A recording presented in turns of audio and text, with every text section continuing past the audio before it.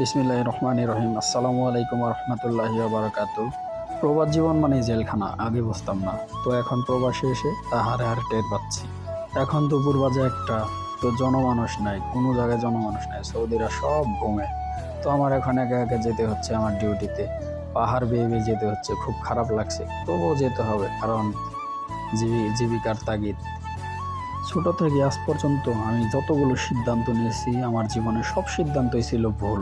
সব কিছুতেই হয়েছি আমি ব্যর্থ, কোনো কিছুতে আমি পাইনি সাকসেস। বাবা মা মানা করতো, কিন্তু আমি তাদের কথা শুনতাম না। এই জন্য আজ মনে হয় সেই পাপের ফল আজ ভোগ করতে হচ্ছে।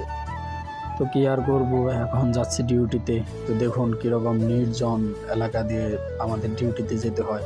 অনেক ভয় করে, তবুও যেতে হয়। পাহাড়ি সাপ বের হয় রাতে।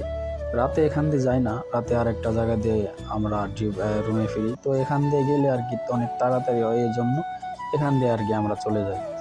তো আমি একটা শপিং মলে ডিউটি করি, আলহামদুলিল্লাহ অনেক ভালো রাখছে আল্লাহ। আপনারা আমার জন্য দোয়া করবেন, আমার পাশে থাকবেন। 45 ডিগ্রি রোদ মাথায় নিয়ে যেতে হচ্ছে কর্মসংস্থানে। এটাই প্রবাস, এটাই প্রবাস জীবন। আগে বুঝতাম না, কিন্তু এখন প্রবাসে এসে বোঝা যায় যে প্রবাসীরা কত কষ্ট করে, কত দুঃখ করে, কত কষ্ট করে তাদের পরিবারের মুখে হাসি ফোটায়। সত্যি বলতে কি, মানুষ যদি একটা টাকাও খরচ না করে বিদেশ আসতো, তাহলে আমার মনে হয় বিদেশ কেউ একদিনও থাকতো না। আলহামদুলিল্লাহ, তারপরে আল্লাহর কাছে লাখো কোটি শুকরিয়া যে আল্লাহ তাআলা আমার হাত মত ভালো রাখছে, আল্লাহ তাআলা আমাকে সুস্থ রাখছে, আমার পিতামাতাকে সুস্থ রাখছে, আমার পিতামাতা জীবিত আছে, এটাই আল্লাহর কাছে হাজার হাজার শুকরিয়া।